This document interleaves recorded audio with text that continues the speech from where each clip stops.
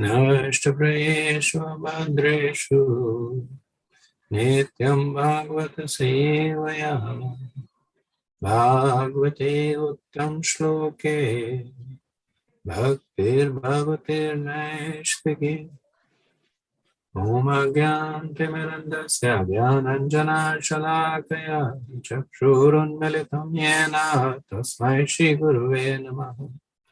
जय श्री कृष्ण चैतन्य प्रभु नित्यानंद श्री अद्वैत गदाधर श्रीवासादि गौर भक्तवृंद। हरे कृष्ण कृष्ण कृष्ण हरे हरे, हरे राम राम राम हरे हरे। मुखं करोति वाचालं पङ्गुं लङ्घयते गिरिं यत्कृपातमहं वन्दे श्रीगुरुदीनतारिणं परमानन्दं माधवम्। Hare Krishna. Last time we finished the 11th chapter of the 4th canto, and that chapter essentially talked about the conflict between Dhruva and the Yakshas.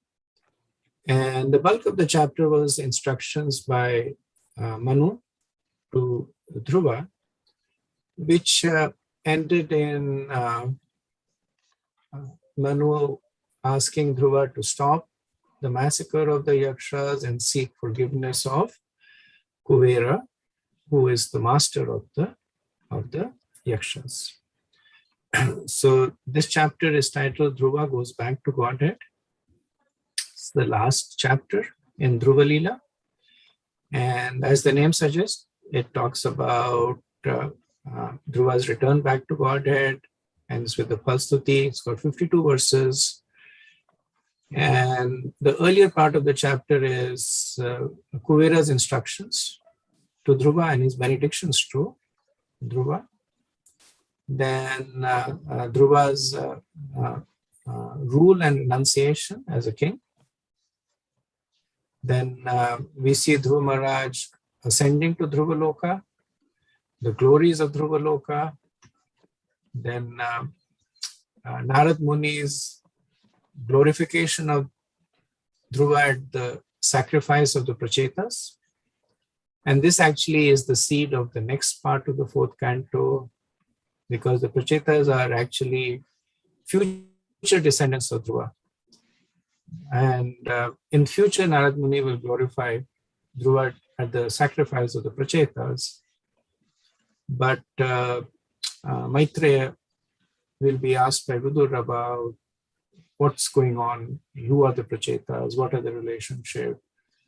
So then Maitreya will start going through the descendants of Dhruva, and amongst the descendants of Dhruva is Prithu Maharaj. So first he will speak about Prithu Maharaj, and then further go down the descendants, speak about the Prachetas, and that pretty much is the conclusion of the 4th canto. And this chapter will end with very sweet benedictions to those who hear the Dhruva Leela with faith and love and devotion. Okay, so we'll begin with verse 1. Maitre Uvacha Dhruvam Nivritam Pratibudhya Vaishasha Apetamanyam Bhagavan Dhaneshwara Tatragatascharan Yakshakinnarehe Samstyu Mano Niyavada Kritanjalim. The sage Maitreya said, "My dear Vidur, Dhruva Maharaj's anger subsided, and he completely ceased killing Yakshas. When Kuvera, the most blessed master of the treasury, learned this news, he appeared before Dhruva, while being worshipped by Yakshas, Kinnaras and Charans. He spoke to Dhruva Maharaj, who stood before him with folded hands." So in 9 verses, we will see the instructions of Kuvera to Dhruva. So when Kuvera hears that following the instructions of Manu, Dhruva has ceased killing, he's happy. and he appears before Dhruva Maharaj, and Dhruva Maharaj is respectfully standing with him, in front of him with folded hands. Next verse. Dhanandu vacha boha bhokra triyadayada prati paritushtos smite naga yatvam pita mahadisha vairam dushtya jamatyaja. The master of the treasury Kuber said, O sinless son of a Kshatriya, I am very glad to know that under the instruction of your grandfather, you have given up your enmity, although it is very difficult to avoid. I am very pleased with you. So we see that Kuvera is addressing Dhruva here as Anaga. Pratishtu asmi te naga. Anaga means one who is sinless. And Dhruva might think that Kuber is addressing him as sinless in a sarcastic way, saying that you have killed thousands of yakshas who are innocent for no fault of theirs. Now that you have been chastised by your grandfather, Maharaj Manu, you have stopped killing them, O sinless one. So Dhruva might say it's more like a taunt, that is he really sinless? But actually, Kuber is factually praising Dhruva. He's assuring him that you need not feel guilty about being contaminated by the sins of killing so many yakshas. And the reason that he's calling Dhruva Ananga is going to be elaborated by Kuber in the subsequent verses. Na bhavana vided yaksha na yaksha bhrataram tava kaleva hi bhutana prabhurapyaya bhavayo. Actually, you have not killed the yakshas, nor have they killed your brother. For the ultimate cause of generation and annihilation is the eternal time feature of the Supreme Lord. So you'll notice that Kuvera is speaking almost exactly what Manu had earlier said to Dhruva, that the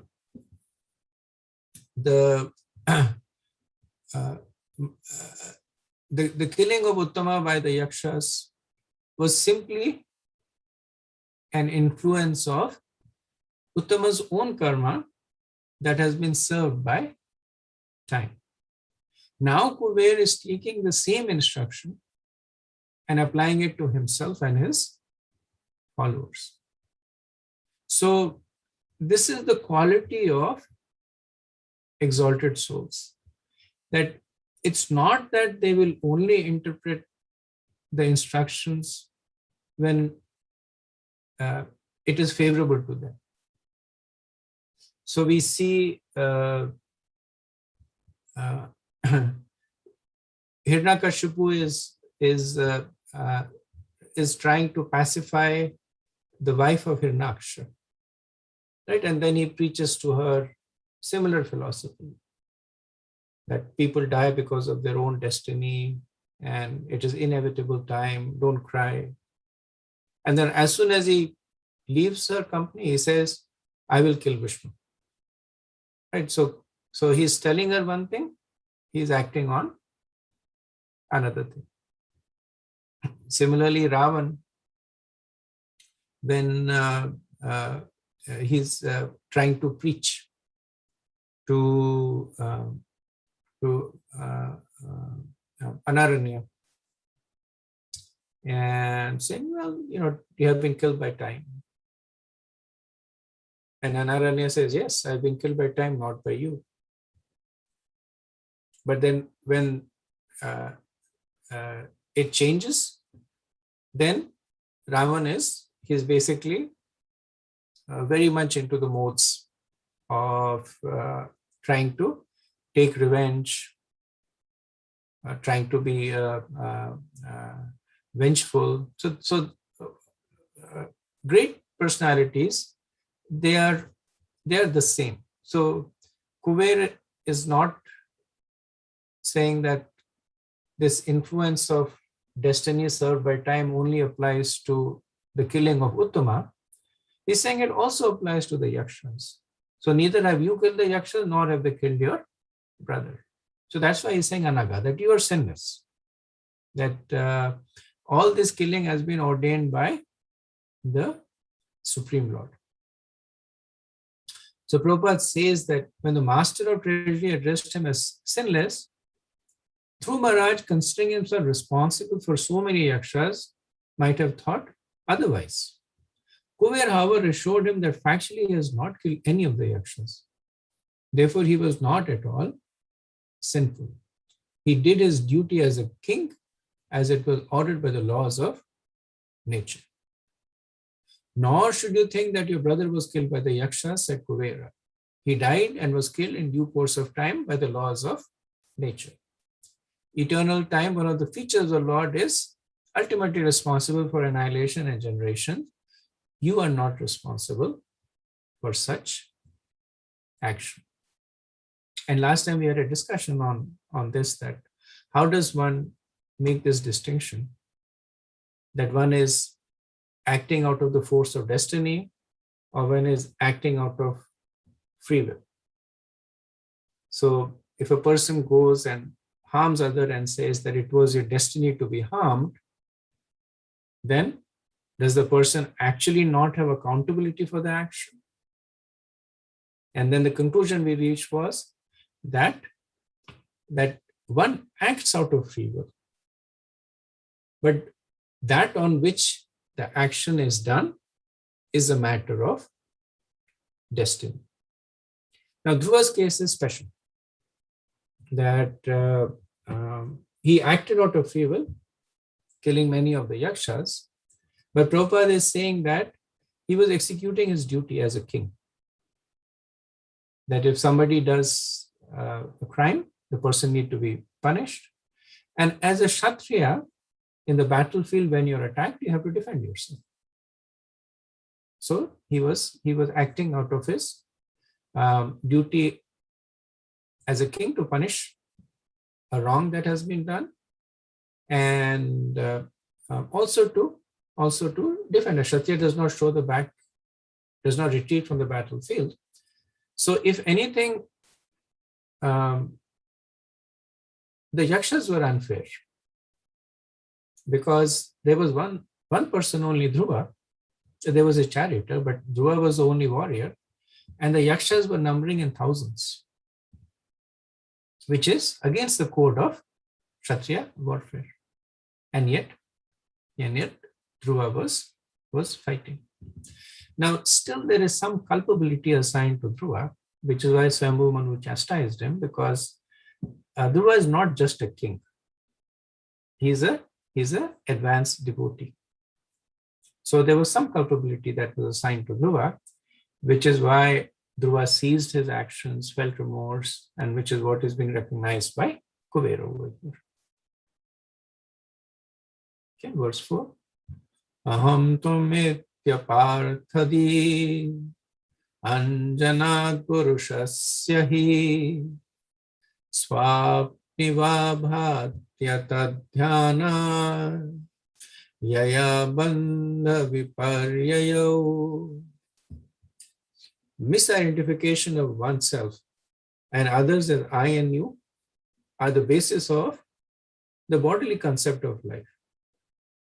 On the basis of the bodily concept of life is a product of ignorance. This bodily concept is the cause of repeated birth and death, and it makes us go on continuously in material existence.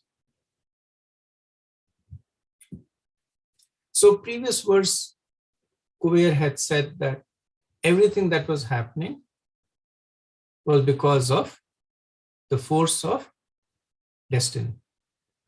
In this verse, Kuber is suggesting that one gets established in the bodily conception due to ignorance of the self and the Lord. So Dhruva is, Kuvera is introducing this in order to glorify Dhruva's position of no longer seeking revenge. So after having absolved him of the responsibility of killing the yakshas, now he is glorifying him. So in order to glorify him, he is first talking about what happens to those who are not glorious, that they misidentify themselves as I and you. Srila Prabhupada in the purport explains that eliminating this distinction between I and you is not impersonalism, but it talks about unity in the service of the Lord. So Prabhupada says that the conception of I and you, aham tvam, as separate from each other is due to our forgetfulness of our eternal relationship with the Supreme Personality of Godhead. The Supreme Person Krishna is the central point, and all of us are his parts and parcels, just as hands and legs are parts and parcels of the whole body. When we actually come to this understanding of being eternally related to the Supreme Lord, the distinction which is based on the bodily concept of life cannot exist. Later he says, as soon as the living entity thinks that he is independent and conditional, but his conditional material existence begins. The conception of independent existence is therefore like a dream. One has to be in Krishna consciousness, his original position. Then he can be freed from material bondage. Next verse. Tadgaccha dhruva bhadram te bhagvantam adokshajam sarvbhutatma bhavena sarvbhutatma vigraham. My dear Dhruva, come forward. May the Lord always grace you with good fortune. The Supreme Personality of Godhead, who is beyond our sensory perception, is the super soul of all living entities. And thus all entities are one without distinction. Therefore begin rendering service unto the transcendental form of the Lord, who is the ultimate shelter of all living entities. So Kuvera uses the word vigraham over here to indicate that one must take shelter of the personal form of the Lord. So Prabhupada says that the word vigraham, having specific form, is very significant, for it indicates that the absolute truth is ultimately the Supreme Personality of God. This is explained in the Brahma Samhita, Sachidananda Vigraha. He has form, but his form is different from any kind of material form. Verse 6. Bhajasva bhajnayangrim abhavaya bhavachidam yuktam virahitam shaktya gunamayat mamayaya. Engage yourself fully, therefore, in the devotional service of the Lord. For only he can deliver us from this entanglement of materialistic existence. Although the Lord is attached to his material potency, he is aloof from our activities. Everything in this material world is happening by the inconceivable potency of the Supreme Personality of Godhead. So having established that the Lord is a form, Kuvera now recommends serving that form. So he begins the verse by saying Bhajasva. Why? Because Bhajaniya. Because he is the only one that is worthy of being worshipped. So the previous verses had spoken about the position of Krishna with respect to the jivas. Now Kuber speaks about the process, the abhidhe. So the verse begins with bhajasva, engage in devotional service. Similar to the instruction given by Suniti to Dhruva. So in the 8th chapter, verse 19, Suniti had told Dhruva, bhajasva purusham. So same instruction coming again. So actually, this verse, as per Vishwanath Chakravarti, talks about all three aspects of devotion. And we can delve a little deeper into that. So let us see how we arrived over here. In the second verse of the chapter, we see that Kuber is pleased with Dhruva. Why? Because he is anaga, because he is sinless, or because he is a devotee. Then, because he followed the instructions given by Manu, and because he gave up his enmity to the yakshas, which is very difficult to do so. For these three reasons, Kuber expresses his pleasure on Dhruva. Then he starts giving him instructions out of benevolence. So in the third verse, he says that you are not the killer. All this killing is ordained by the Lord in his eternal feature as time. So the implicit question over here is that why doesn't everybody see it? So Kuber says in the fourth verse that those who identify with I and mine do not see it. In the fifth verse, he says, render service to the Lord who manifests to everyone. And in the sixth verse, to attain material deliverance. So essentially, Kuber has systematically given the process of devotion from Sambandh to Abhidhe to Prayojan. So who to serve? Yes, he has given. And this is essentially in verses 5 and 6. Who to serve? He says, he who is beyond sense perception, Adok Saja, the super soul of all living entities who are thus without distinction.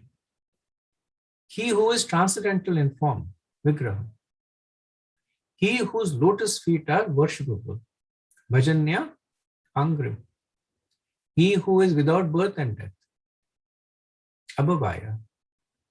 And he who is joined to Maya because it is his Shakti, Yuktam Maya. He who is aloof from Maya, Virahitam Maya, because it is not his Swarup. And he who does it by his inconceivable potency, Atma Maya. Everything that he does by his own energy. Right? So with these 8 qualities, Kubera has tried to describe the position of the personality of Godhead. That he's a person, he's worshipable, he's eternal. The external energy is his energy, but he is aloof from it. And he's all powerful, everything he does by his own potency. Then, what does he say? The Abhidya, how to serve. He says, Bhajasva Angram, by engaging in his devotional service. And then, what is the result of the worship? What's the prayojan? He says, Abhavaya, that for deliverance from material existence. Abhavaya also is used to describe the Lord as without birth and death. Srila Prabhupada describes Abhavaya as that, Vishwanath Chakravarti describes it as deliverance from material existence. So that's prayojan. And bhavachidam, that one's knot of material entanglement gets cut. So you see these two aspects of prayojan. One gets released from the knots of material existence to the material world, and then one proceeds and enters into the spiritual world. So Kuber, as an exalted personality, is in a very few verses condense the whole philosophy of Krishna consciousness out of genuine affection for Dhruva. Prabhupada says that it is specifically mentioned here that Dhruva Maharaj should engage himself in devotional service, which cannot be rendered to the impersonal Brahma. Whenever the word bhajasva appears, meaning engage yourself in devotional service, there must be the servant, service, and the served. The personality of Godhead is served. The mode of activities to please him is called service or bhakti, and one who renders service is called the servant or bhakta. So these three things, Bhagwan, Bhakti, and Bhakta.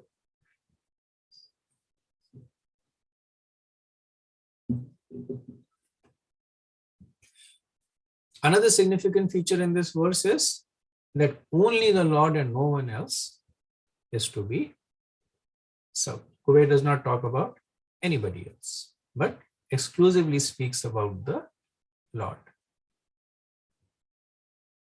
Okay, next verse, 7.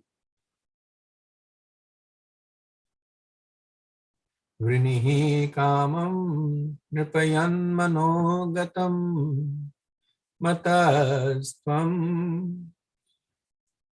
autan pade vishankitah varam vararo bhujanabhapadayo anantaram tvam vayam angashushruma.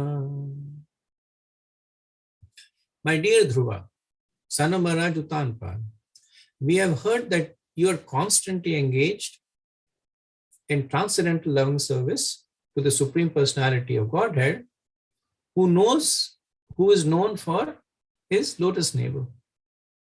You are therefore worthy to take all benediction from us. Please therefore ask without hesitation whatever benediction you want from me. So we see that Kuber is now offering benediction to Dhruva, or rather he is offering the opportunity to Dhruva to take benediction. And he is not offering it out of gratitude for not killing any more yakshas, since Dhruva had stopped killing the yakshas in accordance with the instructions of Manu. However, everyone is favorably inclined to a devotee. So, Kubera, in the first part of the verse, acknowledges that you're constantly engaged in the transcendental loving service to the Lord. So one may ask that why is Kuber giving all these instructions to Dhruva, given that he knows that Dhruva is an exalted devotee of the Lord? And two reasons. One is that in the same mood that Manu was speaking, even advanced devotees can temporarily fall into illusion. They forget their position, they forget even the mode of goodness. They may fall even below the mode of goodness to the mode of passion or ignorance. At that time, it is the duty of other devotees to help them. So one should not say, well, he's an advanced devotee, he'll figure it out himself. Maybe he will, maybe he will not. But the whole reason that Vaishnava Sangha is glorified is because devotees are alert in helping other devotees. In Damodar Leela, it is mentioned that when the milk was boiling out of the pot and Yashoda Mai was feeding Krishna, it was Krishna who inspired Yashoda Mai to go and take the milk off the stove. So one devotee helping another devotee. The milk on the spot was a devotee of the Lord, looking to serve the Lord and frustrated that it was not able to serve. So looking to commit suicide by jumping into the fire, which is an act in the mode of ignorance. And Krishna inspires Yashoda Mai, go and save the milk. Of course, Krishna gets upset later on, part of the Leela. But the acharyas say that Mother Yashoda, she could never have detected anything because she was so absorbed in looking at Krishna while he was feeding. But Krishna inspires devotees to go and help other devotees. So in that mode, Kuvera is saying something that Dhruv already knows, but is reminding him. Same thing Manu. He was preaching to him the philosophy of Krishna consciousness to remind him that which he knows but had forgotten. Second reason is that this also indicates that the devas are very favorable towards devotees. When one approaches the devas for material benedictions, they may give it grudgingly because it is a zero-sum game. When they give you something, they deprive themselves of that. Now, of course, they have their opulence is practically unlimited, so they can afford to give a lot. But nevertheless, it is a zero-sum game. If you go to a millionaire and ask for $10,000, it may not dent his bank balance, but yet it's $10,000 that he doesn't have. So material benediction they must give grudgingly. But when they see a devotee who has nothing to do with the material world, then they're lavish in their praise, benedictions, glorification. Srila Prabhupada mentioned that Lord Shiva gives material benedictions to asuras, knowing that this will not be for their benefit. So in the material exchange, it is not that the benedictions are always given to benefit the person who is asking the benediction. Like the pastime of Rikasur is there, that he wanted benediction to kill anybody whom he puts his hand on. Lord Shiva still gives him, knowing that it's not going to benedict him. But when Lord Shiva is really pleased, then he gives spiritual benediction. We'll see that later on in the 4th canto, that when he sees the prachetas going to come perform austerities, Lord Shiva is really pleased with their submissiveness, the devotional attitude. And then he gives them the Rudra Gita as a way of perfection. So for the devotees of the Lord, the devas do not hold back. They lavish benedictions, they glorify the position, and they're genuinely happy when the fortunate soul goes back to Godhead. Purport says that, Srila Prabhupada the purport says that Bil Mangala Thakur stated that for the persons who engage in devotional service of the Lord, all material benedictions wait like maid servants. Mukti Devi is just waiting at the door of the devotee to offer liberation, or more than that, at any time. To be a devotee is therefore an exalted position. Therefore, by rendering transcendental loving service unto the Supreme Personality of Godhead, one can have all the benedictions of the material world without separate endeavor. Lord Kuber said to Dhruva Maharaj that he had heard that Dhruva was always in samadhi or thinking of the lotus feet of the Lord. In other words, he knew that for Dhruva Maharaj, there was nothing desirable within the 3 worlds. He knew that Dhruva would not ask for anything but the benediction of devotional service.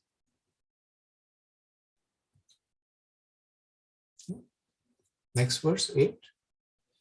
Maitri uvacha Saraj Rajena Varaya Chodito Dhruvo Mahabhagavato Mahamatihi Arau Savavre Chalitam Smritim Yaya Taratye Ayatanena Duratyayam Tamaha. The great sage Maitreya continued, my dear Vidura, when thus asked to accept a benediction from Kuvera, the Yaksharaj, king of the Yakshas, Dhruva Maharaj, the most elevated pure devotee, who was an intelligent and thoughtful king, begged that he might have unflinching faith in and remembrance of the Supreme Personality of Godhead. For thus a person can cross over the ocean of nations very easily, although it is very difficult for others to cross. So Maitreya described Dhruva as Mahabhagavata, as an advanced devotee, and Mahamati, as the most intelligent. So for such a person, the only benediction that he wants is to serve the Lord. Kubera is described in the verses Rajrajena as the king of the kings because he's one of the four Lokpalas. He's fabulously wealthy. So the kings are wealthy, and Kubera is the king of kings because he bestows the wealth on these kings. And Kubera is an exalted devotee of Lord Shiva. Now, Dhruva could have asked for wealth. However, knowing the insignificance, he asks for unbroken meditation on the Lord. Harausa Bhavra Achalitam Smritim. Achalitam means does not waver. Smritim, my memory on the Lord should never waver. And then he gives the reason why he is asking for it. He says, Taratya Ayatena Duratyaya Tamam. That by this he can cross over the impossible ocean of nations which is impossible to cross. So this is called the Pancham Purusharth. So we have generally the Chatur Purusharth, which is Dharma, Arth, Kam and Moksha. And above even Moksha is this Purusharth of devotional service. Okay. Next verse 9. Tasya pritena manasa tam datve devastataha pasyatontradesopi swapuram pratyapadyata. The son of Idavida, Lord Kuver, was very pleased, and happily he gave Dhruva Maharaj the benediction he wanted. Thereafter, he disappeared from Dhruva's presence, and Dhruva Maharaj returned to his capital city. So Prabhupada says, Kuver, who is known as the son of Idavida.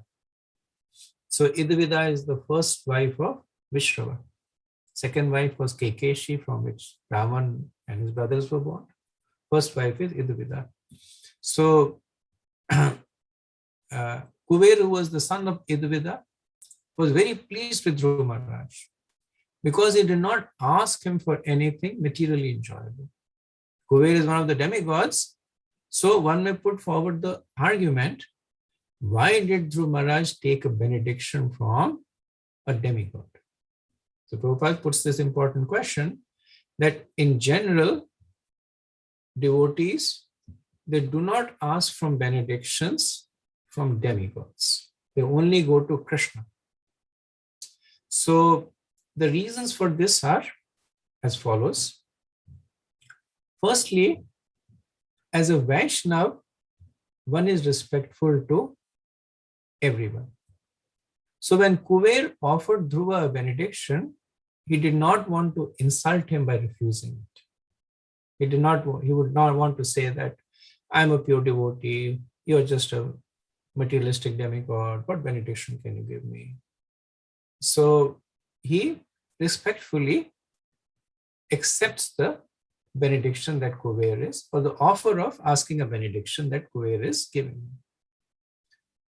Second point is that for a Vaishnava, there is no objection to taking benediction from a demigod if it is favorable for advancing in Krishna consciousness.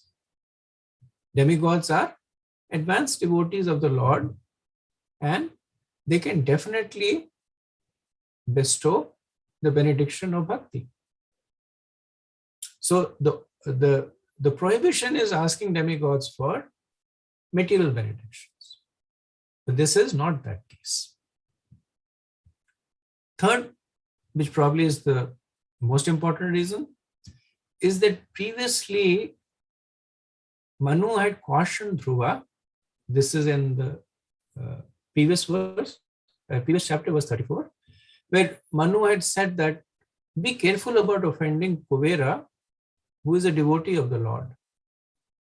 So Dhruva was aware that an Vaishnava Prad is very dangerous to one's bhakti. So Dhruva, also being an expert, he says that give me the benediction of Achalitam Smritam, which is factually, he is asking Kubera that don't take offense to what I have done. Because if Kuber does take offense to the activities of Dhruva, then it would mean that Dhruva has committed a Vaishnava Prad, which means that Achalitam Smritam is not possible. Because when one is infested by offenses, one cannot meditate on the Lord. We have that famous example of Rupa Goswami, who was chanting, and while he was chanting, he was witnessing a Leela of Radha Krishna and he was laughing. And another Vaishnava thought that he was laughing at him. So unknowingly, Rupa Goswami had committed an offense, and immediately he lost his taste for chanting. So then he went to his brother Sanatan, who told him there can be only one reason. And then when he inquired, he found out this is what had happened. So then he went and begged forgiveness, and he was forgiven, and things were back to okay. So when Dhruva is saying that give me the benediction of Achalitam Smritam, he is effectively asking Kubera to not take offense for the action that he has done. Next reason, that Dhruva is a pure devotee, but Kuber is not. But nevertheless, Kuber is an advanced and practicing devotee. Now, one can only offer what one has. Right? When Hiranyakashipu asked Brahma for immortality, Brahma says, I don't have it, so I can't give it to you. So Kuber is himself, he is not a liberated soul. So he cannot offer that to Dhruva. But as a practicing devotee, he can offer to Dhruva what he himself is aspiring to attain, which is Achalitam Smritam. So Dhruva does not ask for liberation or anything else, but simply asks for Achalitam Smritam. Next point, that as discussed earlier, Dhruva under the influence of anger was acting, which is a sign of tamas, which is a sign of mode of ignorance. So he is implicitly asking forgiveness for his temporary downfall by asking Kubera to benedict him. So he says, Taratya tamaha, that let me cross over this ocean of nations, also means that let me cross over this tama, this ignorance that I fell down to. I made a mistake. I let my emotions get the better of me. I fell down to ignorance. So, Taratya-tama, that please benedict me that I may cross over this ocean of ignorance. And the final reason is, which is probably the most apparent, that as a Mahabhagavat, That was the only thing that Dhruva was interested in. He was not really interested in Kuber's wealth or anything else. He simply wanted the service of the Lord. And devotees who are very advanced, they don't consider themselves very advanced. So they will ask for benedictions from others, not considering that I'm more advanced and this person is neophyte. But Srila Prabhupada would ask all his god brothers to bless him. Before he came to the US, he asked them all to bless him. So do not think that I'm more advanced and I'm doing more in service of Guru, but that mode of humility is very prominent there. Okay, so this is the end of the section of the interaction between Dhruva and Kubera. I'll pause over here and see if there is any comments or any discussion.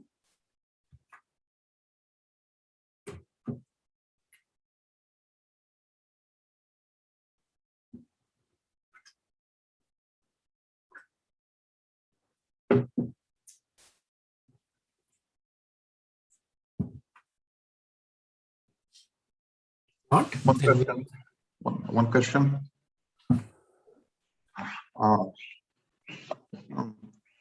was thinking that Kubera is a devata or a demigod, and Dhruva here is described as a very, very exalted, advanced, pure devotee of Lord Krishna. But here we are seeing that Dhruva is asking for the benediction of remembrance of Krishna from Kubera. I'm thinking that one the one who could fulfill that kind of benediction is another exalted Vaishnava. I was just reflecting on that thought. Yes, you're right, Prabhu. And this also reflects on the mood in which we preach.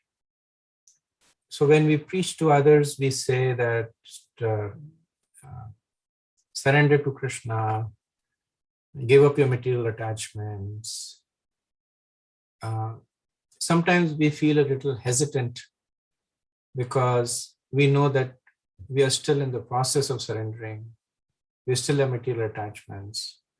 Then is it hypocritical for us to say those things to others? But actually it is not. Because as long as we are sincerely aspiring for that, we can always say that to others. It would be hypocritical if we were doing the opposite. If we were strongly cultivating material attachments or worshipping demigods and then going around telling others you worship Krishna and don't have material attachments, that would be hypocritical. Kubera is in the same position, that he's a Lokapal, advanced devotee, has the mercy of another Vaishnava, Lord Shiva. And as Prabhupada says himself, he's an advanced devotee. Maybe not as perfected as Dhruva is, but still he can give that as a blessing, and the blessing will carry the mercy of the Lord. So even a neophyte can preach to a Madhyamatikari as long as the person is sincere in their own effort. The journey is wherever the journey is, but the mercy of the Lord is still there, right? Which is why we see the more advanced the devotee is, the more they're anxious to seek the blessings of others. They don't really make this distinction that this person more advanced than me, less advanced than me.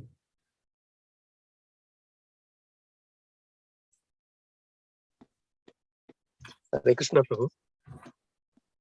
Prabhu, regarding Kuvera calling Dhruva's Anaga or sinless, he gives the reason that because it is not Dhruva who killed it, it's because of the time, the eternal time of the Lord.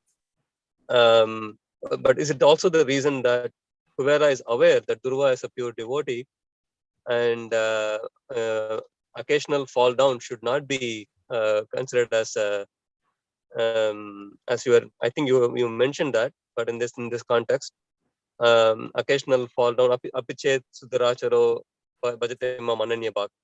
So that is also a factor why Dhruva can be considered as sinless. It's an excellent point, Prabhu. It hasn't been brought forth by at least the two commentaries I read, Prabhupada's and Vishwanath Chakravarti's, but it seems spot on that Kuvera is obviously aware of Dhruva's position. Like he says that explicitly. So understanding the position of a devotee as only all fall downs are temporary fall downs. So he's following that apichet sudurachara process. Yes, I would agree with you.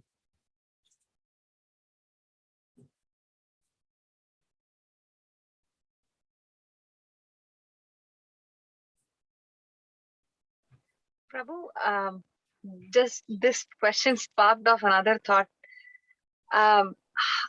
We have looked, this lens of looking at this temporary, quote unquote, fall down of Dhruva, and then how he is reinstated immediately by Swayambhuva Manu's, his advice.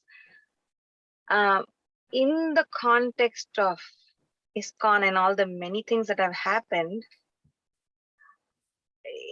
could it also be applicable there? Like, we are all, I am, not we, but anyway, so this is like a more contemporary context of, who are devotees who are rising up to this platform of bhakti and then progressing there, and then things happen, and then could it also be used in those contexts? Absolutely. We have so many empirical examples in ISKCON of devotees or sannyasis within quotes who fell down, and after some time they've come back, and with lot of humility they are now rendering service. Some of them used to be, if you go to Alastra, you it's like a who's who, right? You'll meet people that you have probably read in the Leela Amrita or heard about them. And then there are difficulties, they went away. Now they're situated properly. They have taken a very humble position. They're rendering some service, trying to serve Prabhupada and the mission, and they're completely peaceful in their position. The devotees respect them. They give them all the honor that is there, and they're peaceful also. Like, take the example of Shamsundar Prabhu, right? Because I was just reading his book, Shooting Rhinos with a Swami, and he rendered so much service to Prabhupada. Then he had some difficulty. He went away. Actually went away for a long time. And then he came back. He's back serving Prabhupada and his mission. And he's accepted with open arms. Not just because of what he did, but because of what he is right now. So yeah, absolutely, it applies to all of us in a contemporary sense also. Doesn't mean that we try to take advantage of it, but if there is an unfortunate fall, then we should not consider that as a one-way street. And Srila Prabhupada was told about Vishnujan Swami. And Prabhupada said there was no need for him to do it. He could have just continued. That was the mood of Prabhupada, that all fall downs are temporary for devotees. Fair enough. I think, but what I was getting to was, I'm a mother of 2 little children. I'm a teacher, and so I'm wondering specifically, like for example, when not just a fall down where we have stopped practicing, but where our actions have impacted other people, other devotees, then so this seems like there is this line that blurs for devotees where should this laws of the land come in, or where do we bring in this devotional lens and look at it through that Apiche Surudharachara verse? It's a practical question that probably lends itself to contextual interpretation, but philosophically, the verse applies everywhere. Whether the person has harmed himself or harmed others. And there were sannyasis who fell, and the disciples went away. Right? There was that famous sannyasi who fell, and almost the entire movement in Europe came to a standstill because he had so many followers, very, very powerful. Right? So many people left the movement because of it. It applies everywhere, but it has to be tinged with pragmatism, right? So if a devotee is having difficulty, then Apichet Sudharachara does not mean that you continue to ask the devotee to give classes, continue to ask him to initiate person, continue to ask him to be a leader in the movement, right? That is the pragmatic aspect of it. That is serving the other devotees, making sure they don't get contaminated, right? But all of this is essentially done in a mode of service to both the devotee who is experiencing difficulties and the devotees around him. Like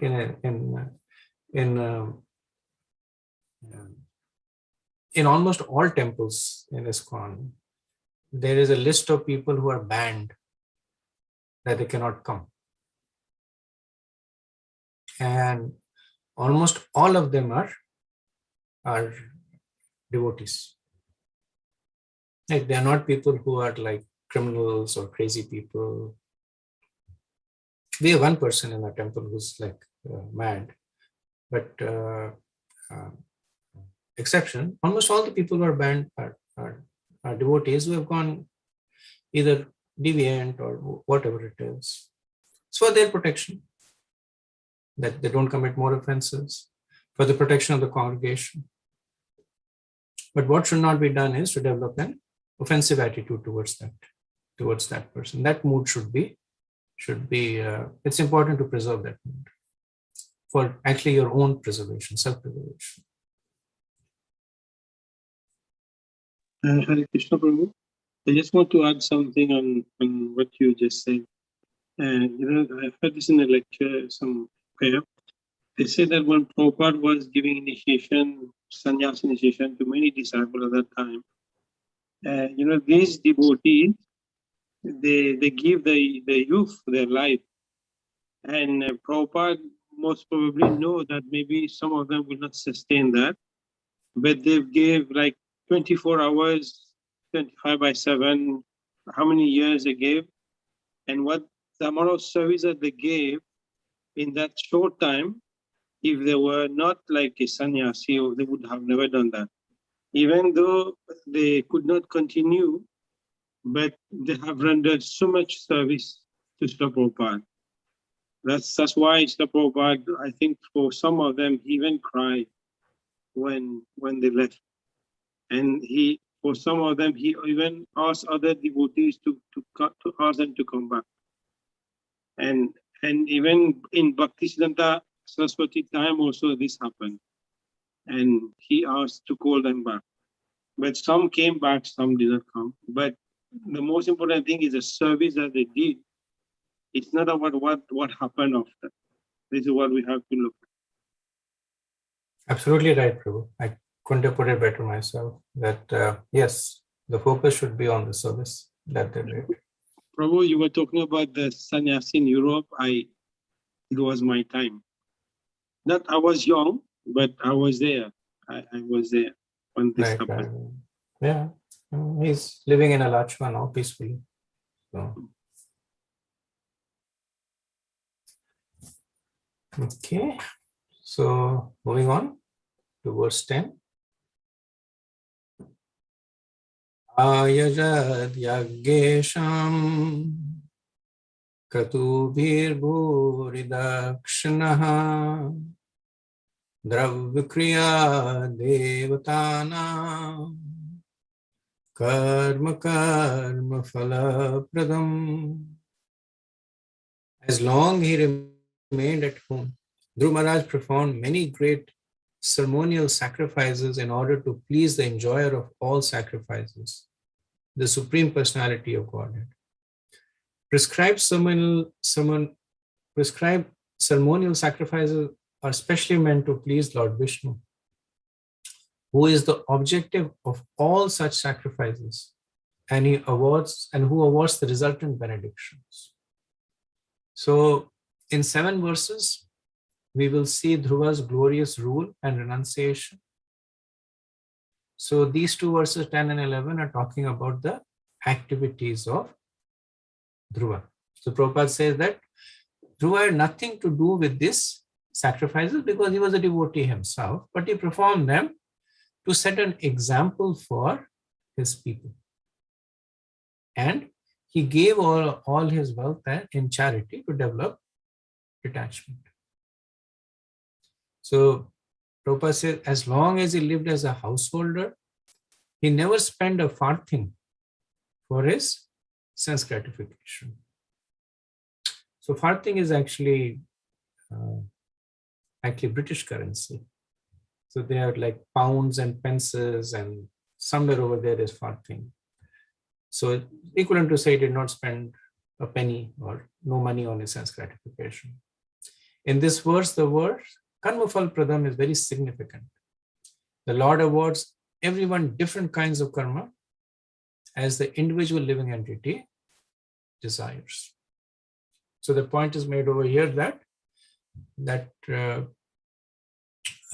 even though Dhruva was performing ceremonial sacrifices, but in the mood of serving the Lord, so he was not seeking or getting benedictions from demigods, but essentially he was pleasing the Lord based on his internal consciousness, and based on the external activities, he was setting an example for others to lead a life of piety and mode of goodness.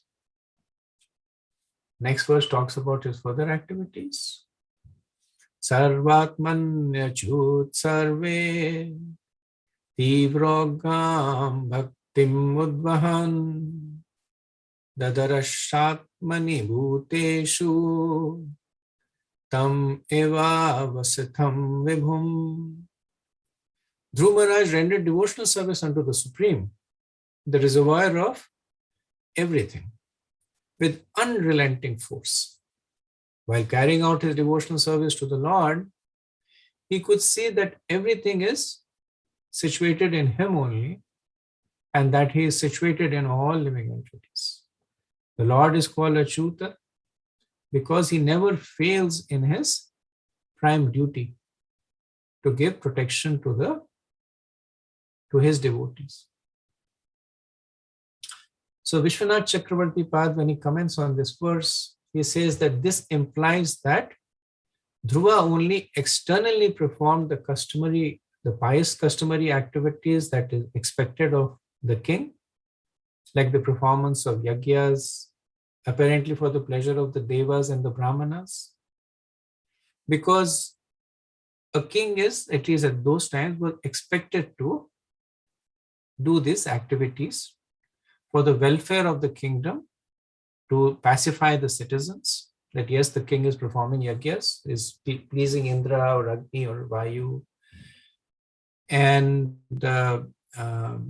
set an example for others. But in actuality, he did not have any time for these activities. His main activity was devotional service. So he performed bhakti to the Lord, who is the soul of others, the servant. And by the power of his mature meditation, Dhruva saw the Lord within his heart and within everyone. So it says, Atmani Bhuteshu. So he saw the Lord within himself and he saw the Lord in everyone else. So the Lord is mentioned over here as Achyuta. And one reason that Krishna is called Achyuta is because he never fails in his prime duty, which is to give protection to his devotees. So Srila Prabhupada here says the Lord is called Achyuta because he never fails in his prime duty. It's an interpolation by Prabhupada. It's not there in the original verse, but Prabhupada completes the verse by adding the last sentence to explain that why the Lord is called Achyuta. So in Bhagavad Gita, in chapter 1, verse 22, Prabhupada writes in the purport that Krishna is called Achyuta because he never fails in his affection for his devotees, and thus he is addressed herein as infallible.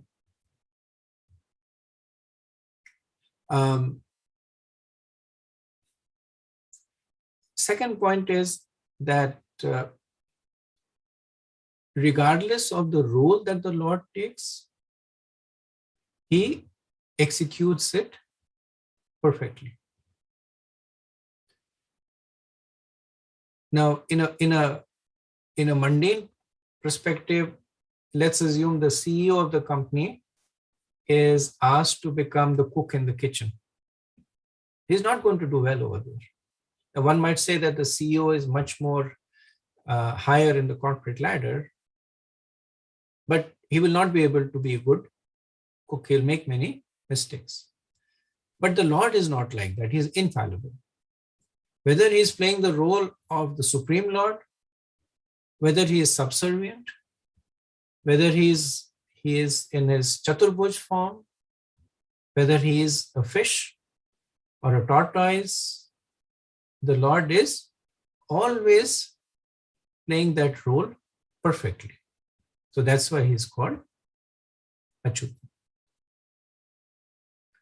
Now, the third point is that regardless of the role that the Lord takes, he himself is never compromised. So when Krishna was a small boy in Braja, he was still the personality of Godhead. He was still able to kill Putna effortlessly. So the Lord may execute that role perfectly, but he is never limited by that role. So he is called Achyuta. Prabhupada says that this is the vision of a Mahabhagavat, specifically to the part of the verse where Maitreya says that Dhruva could see everything as situated in the Lord. He said this is what is the vision of the Mahabhagavat. That the Mahabhagavat will see what others are seeing, but instead of seeing trees and mountains and cities and skies, he only sees the personality of Godhead situated within those things. So because the Mahabhagavat sees the Lord everywhere, the person has affection for them.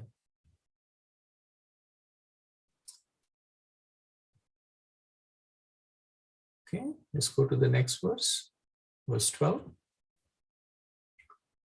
Tammeva shila sampanam brahmanayam dinavatsalam goptaram dharma setuna me nirepitha pitram prajaha. Dhruva Maharaj was endowed with all godly qualities. He was very respectful to the devotees of the Supreme Lord and very kind to the poor and innocent. And he protected religious principles. With all these qualifications, he was considered to be the direct father of all the citizens. So, a devotee is automatically endowed with all good qualities. So Lord Kapila says in the 3rd canto that the symptoms of a sadhu is that he is tolerant, merciful, and friendly to all living entities. He has no enemies, he is peaceful, abides by the scriptures, and his characteristics are sublime. So this verse, it actually resonates with the verse spoken by Lord Kapila, that the qualities that he has enumerated are actually reflected in Dhruva. That tam evam shila sampanam, that he is endowed with all good qualities. Then brahmanayam dina vatsalam, that he is respectful to the brahmanas and kind to the poor. Then goptaram dharma setuna, that he is the protector of religious principles.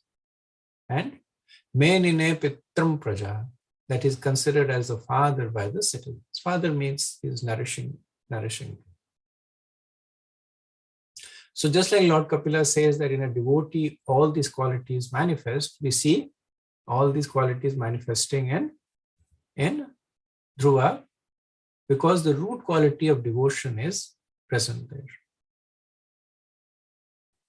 Srila Prabhupada has a preaching purport where he compares the godly qualities of Dhruva to the ungodly qualities of the current day administrators. The Prabhupada says that one word is very significant in this connection, Brahmanaya. Dhruva Maharaj was very devoted to the Brahmanas, who engage in the study of the Vedas and thereby know the Supreme Personality of Godhead. They're always busy propagating Krishna consciousness. The state should be very respectful to societies that distribute God consciousness all over the world. But unfortunately, at the present moment, there is no state or government support given to such movements. And Prabhupada actually strongly believed it. He's not just saying it also. When Prabhupada was in Chicago, then at that time there was a rise in crime in Chicago. And through some arrangement, the mayor of Chicago or the police chief of Chicago, I forget which one, came and talked to Prabhupada. And Prabhupada said that you should sponsor our society. We will do Harinam Kirtan. And all this impiety that you're experiencing in your city will go away. So they were polite, but they did not agree. But Srila Prabhupada was firmly situated in this understanding that the ultimate cure to all the evils is God consciousness, and it is the responsibility of the state to support it. And then Prabhupada says, as for good qualities, it is very difficult to find anyone in state administration with any good qualities. The administrators simply sit in their administrative position and say no to every request, as if they are paid to say no to the citizens. Another word, Dina Vatsalam, is very significant also. The state head should be very kind to the innocent. Unfortunately, in this age, the state agents and the presidents draw good salaries from the state, and they pose themselves as very pious, but they allow the running of slaughterhouses where innocent animals are killed. If we try to compare the godly qualities of Dhruva Maharaj to the qualities of modern statesmen, we can see that there is no actual comparison. Dhruva Maharaj was present in the Satyuga, as will be clear from the next verse. He was the ideal king in Satyuga. The government administrator in the present age, Kali Yuga, is bereft of all godly qualities. Considering all these points, the people today have no alternative but to take to Krishna consciousness for the protection of religion, life, and property. Sri Prabhupada is saying that one cannot accept expect any protection from the godless administrators because they're improperly situated. So one has to protect oneself. And what is the way to protect oneself? Take to Krishna consciousness. And interestingly, Prabhupada says you take to that, and religion, life, and property all will be protected. Prabhupada, of course, is talking from a lot of personal experience. That he had a lot of challenges with the government. The Indian government had branded ISKCON as an arm of the CIA, and at places where he was trying to build temples, then government officials, they were demanding bribes, they were colluding against with the mafia. Giriraj Maharaj has this book that I will build you a temple, about the Jew temple experience. And there you can see how the government was at least the local Bombay government was actually actively colluding with the criminals to stop the movement. The police came and arrested the devotees. They dragged the women devotees by the hair and arrested them. So Srila Prabhupada had a lot of personal experience, a lot of bad personal experience. And so he's writing a lot from his own personal experience. Okay, we'll do a couple of more verses and then pause after that. Satrimshat Varsha Sahasram Shashasakshiti Mandalam Bhoge Punyakshayam Kurvan Abhogera Shubhakshayam. Dhruv ruled over the planet for 36,000 years. He diminished the reactions of pious activities by enjoyment.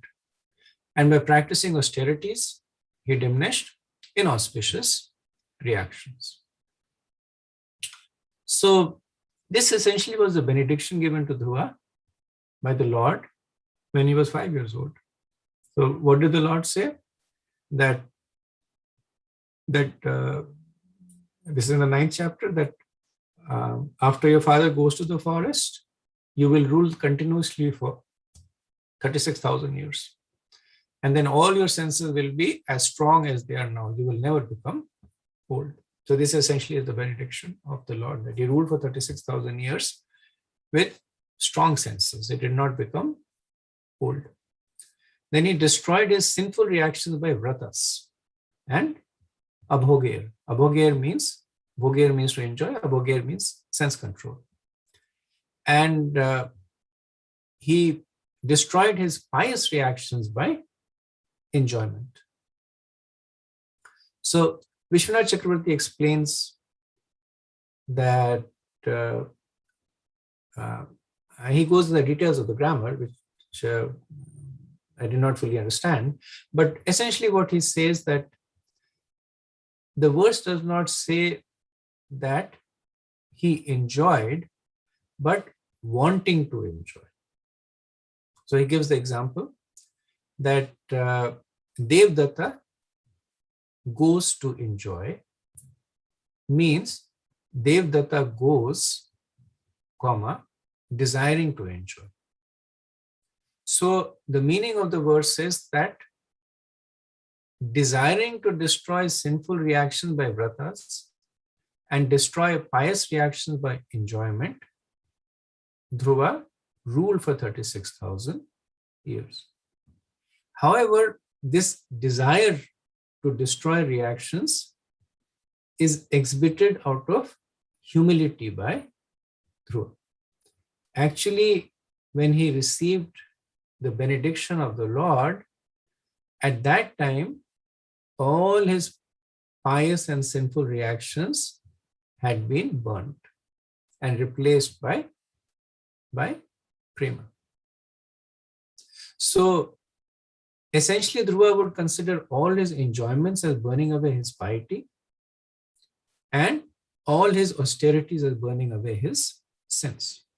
He did not seek them out, but they occurred to him in due course of his duty.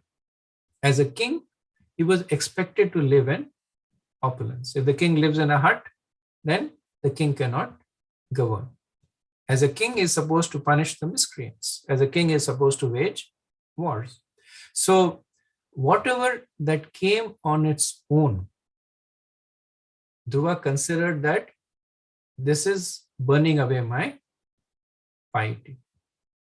And whatever austerities that he was performing, again on its own, he considered them that this is for my purification. So this is similar to the benediction that is offered by Narsingh Dev to Prahlad Maharaj. In the 7th canto, Narsingh Dev says that, my dear Prahlad, while you are in this material world, you will exhaust all the reactions of pious activity by feeling happiness, and by acting piously, you will neutralize impious activities. So Srila Prabhupada explains that for a devotee, any happiness or distress that comes on its own accord is considered to be a way to diminish past reactions. So when something bad happens to the devotee says, okay, this is one less thing for me to worry about because it is burning away the reactions of my past karma. If something good happens, then the devotee says, okay, I must have done some pious activities, and this is burning away the reactions to that pious activity. So that is good. I am now free to render bhakti without being encumbered by the modes. In both the states, the devotee remains fixed in bhakti. Prabhupada says that devotional service should be apratihata, unchecked by material conditions of happiness and distress. So does that mean that for a devotee there is no actual happiness or austerity? No, there is. There is happiness and there is austerity, but only in connection with the Lord. So what is austerity for the devotee? Observing Ekadashi, fasting days, Prabhupada says refraining from following the 4 regulative principles. These are austerities that they do, but these are not austerities that are burning away your sinful activities in the past. These are austerities that are purifying you for bhakti. So Prabhupada says, thus he can become purified from the reactions of his past impious life. So the reactions from the past impious lives are manifesting as propensities. Because of that activities in the past life, the person has a propensity for illicit sex or gambling or whatever. And when the person restrains from it in order to engage in devotional service, then the enjoyment comes without any separate endeavor. Okay, so let me pause over here, see if there is any discussion.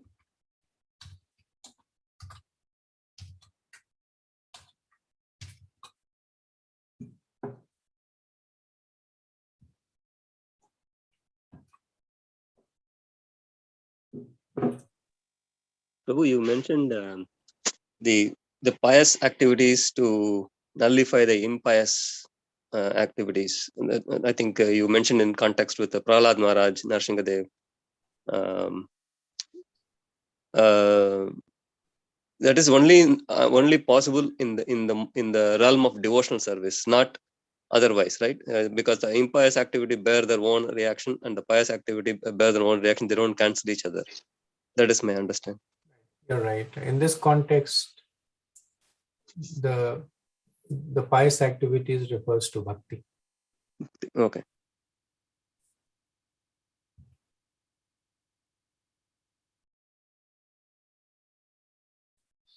Okay, so if there are no more questions, we'll end here. We'll resume from this point Wednesday. Anchkalpatarubhayasya kripa sindhubhya eva cha patitanam pavanebhyo vaishnavebhyo namo namaha. Anant Koti Vaishnavind ki jai. Shila Prabhupada ki jai. Hai Gaur Premanand. Hari Hari. Hare Krishna. Thank you so much. Hari Bol, Hari. Thank you so much, Prabhuji.